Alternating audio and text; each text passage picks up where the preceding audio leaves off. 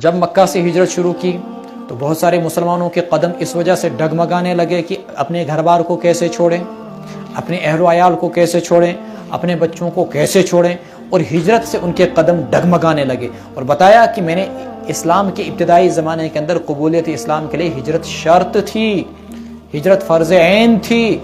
اس پر اللہ نے کہا کہ تمہارے مال و اولاد تمہارے قدموں کی بیڑیاں نہ بن جائیں، ہجرت کی راہ میں رکاوٹ نہ بن جائیں۔ یا ایھا الذین آمنوا، اے ایمان والو، ان من ازواجکم و اولادکم عدوا لکم، یہ تمہاری بیویاں اور تمہارے بچے تمہارے دشمن ہیں اگر یہ دین کی راہ میں تمہارے لیے رکاوٹ بنتے ہیں۔